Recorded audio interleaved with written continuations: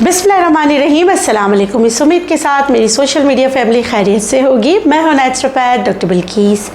आज का मौजू है ख़वातीन के हवाले से और आज मैं बात करूंगी मेनोपॉज पे। मेनोपॉज क्या है, ये क्यों होता है और इससे बचने के क्या इम्कानात है, यानी कि आपके मखसूस आयाम को आप प्रोलॉन्ग कैसे कर सकते हैं। और अगर मेनोपॉज में आप हो तो कौन सी ग़िज़ाएँ क्या आप करो, ये कंप्लीट वीडियो है जो मेरी बहनों की मदद करेगी। तो आप मेरे साथ रहिएगा और जो है ना इस वीडियो को पूरा देखें। सबसे पहले मेनोपॉज है क्या, सवाल देन जवाब। व्हाट इज़ मेनोपॉज, क्या होता है मेनोपॉज? मेनोपॉज वैसे होता है जब आपकी फर्टिलिटी एंड हो जाए, यानी कि एग प्रोडक्शन ख़त्म हो जाए, ओवरीज काम करना छोड़ दे, तो आप मेनोपॉज में चले जाते हैं। अब दूसरा सवाल आता है कि कितना अरसा मेनोपॉज का पीरियड रहता है। तो कितना अरसा रहता है? बाज़ औक़ात मेनोपॉज में आप जब जा रहे होते हैं तो 2 साल का अरसा लगता है। और फिर तीसरा सवाल है कि मेनोपॉज की उम्र क्या है, किस उम्र में ख़वातीन मेनोपॉज में जाती हैं। तो वैसे तो साइंस ये कहती है कि जो 45 साल से लेके 55 साल के दरमियान जो है औरत मेनोपॉज में चली जाती है, एग प्रोडक्शन ख़त्म हो जाती है, ओवरीज काम करना छोड़ देती है। मगर अब मेरे पास जो रिपोर्ट हो रही हैं ख़वातीन, वो 30 इयर्स में भी मेनोपॉज में जा चुकी होती हैं। अब सवाल बनता है कि अर्ली मेनोपॉज क्यों हो रहा है, अर्ली मेनोपॉज में क्यों जा रहे हैं जब इसकी उम्र, जैसे एक औरत की उम्र है वो 45 से 55 साल की उम्र में जाती है, तो अब अर्ली मेनोपॉज पाकिस्तान में या ऑल ओवर द वर्ल्ड क्यों हो रहा है? या तो इसकी वजूहात पे हम बात कर लेते हैं। सबसे पहले हम बात करते हैं उन ग़िज़ाओं की जिसकी वजह से मेनोपॉज में जाते हैं। ग़िज़ाएँ कौन सी? टिन फूड, बहुत ज़्यादा जो है ना जंक फूड्स का इस्तेमाल करना। तीसरी चीज़ क्या है कि बहुत ज़्यादा फ्रिज़ी ड्रिंक्स का इस्तेमाल करना, शुगर का बहुत ज़्यादा इस्तेमाल करना।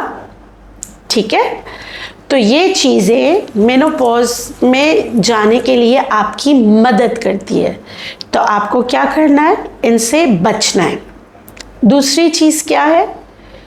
एक्सरसाइज का, ये तो ग़िज़ाएँ हो गई। और अल्कोहल का इस्तेमाल, सिगरेट्स का इस्तेमाल, ये सारी चीज़ें भी जो है मावन होती हैं। और बहुत ज़्यादा चाय, कॉफ़ी, कैफ़ीन का इस्तेमाल भी, कोई भी नशा आवर चीज़ ख़वातीन को मेनोपॉज में ले जाने में मदद करती है। अच्छा, इसकी वजूहात में बहुत सारे, जिस तरह मैंने बताया कि मेनोपॉज में अर्ली जाने के कोई आपकी सर्जरीज़, ओवरी से सर्जरी हुई हो, वो भी एक वजह हो सकती है। इसके अलावा एंजाइटी, स्ट्रेस, टेंशन, डिप्रेशन, ये भी वजूहात होती है। ठीक है, और वजूहात में क्या क्या चीज़ें हैं वो मैं आपको बता देती हूँ। विटामिन D3 की कमी, B12 की कमी, ये चीज़ें याद रखें। इन्हीं की वजह से एंजाइटी, स्ट्रेस बहुत होती है। B12 पे पूरा प्रोग्राम बनाया हुआ है, आप लोग ज़रूर देखें। मैग्नीशियम पे पूरा प्रोग्राम बनाया हुआ है, आप लोग वो ज़रूर देखें, मेरी बहनों की बहुत मदद होगी। अब आ जाते हैं कि इसको मतलब कि प्री मेनोपॉज में ना जाएं तो हम ऐसा क्या करें। हमें अपनी डाइट अच्छी करनी है। सबसे पहले you are what you eat, तो आप वही नज़र आओगे जो आप खाओगे। नॉर्दर्न एरिया में आप देखें, ख़वातीन के मखसूस आयाम बहुत देर से स्टार्ट होते हैं, 14, 15, 16 साल में, और वो जो है संन्यास यानी कि मेनोपॉज में 55-60 साल की उम्र तक जाती है। 55 में वो माँ भी बन जाती है। अब एक सवाल आता है, क्या FSH, LH पढ़ने के बाद माँ बन सकती है? कोई ऐसा ट्रीटमेंट है? सवाल बिल्कुल होगा, उसका जवाब देती हूँ। बहुत सारे लोग पूछते हैं, अगर आपकी अंडे दानी उसका साइज़ ठीक है, 2.3 सेंटीमीटर है। आपका यूट्रस का साइज 6.8 सेंटीमीटर की है और आपके अंडे बनाने की सलाहियत मुकम्मल तौर पर ख़त्म नहीं हुई है और आपका AMH एंटीमोरल हार्मोन जो है वो नॉर्मल रेंज में है। तो मेनोपॉज में भी, क्योंकि देखिए नेचुरोपैथी में मैं बात कर रही हूँ, तो आप देखें कि बहुत सारी ख़वातीन जो गांव वगैरह में होती हैं, जो सुबह सूरज के साथ उठती हैं, चांद के साथ सोती हैं, जल्दी उठती हैं, जल्दी सोती हैं, घर का बना हुआ ताज़ा खाना खाती हैं, फ्रिज के रखे हुए खाने नहीं खाती, तो आप देखो कि वहाँ पर माँ बनने की सलाहियत औरत में 50, 55, 60 में भी है। मेनोपॉज में अगर आप हैं, यानी कि आपके पीरियड जो है, मेनोपॉज में क्या होता है कि आपके पीरियड्स जो है ना, या तो जल्दी आने लगते 15-15 दिन से, या 6-6 महीने गायब हो जाते। और ये डिक्लेयर कब होता है कि you are in your menopause, जब 1 साल तक आपको पीरियड्स मखसूस अयाम आए ही ना।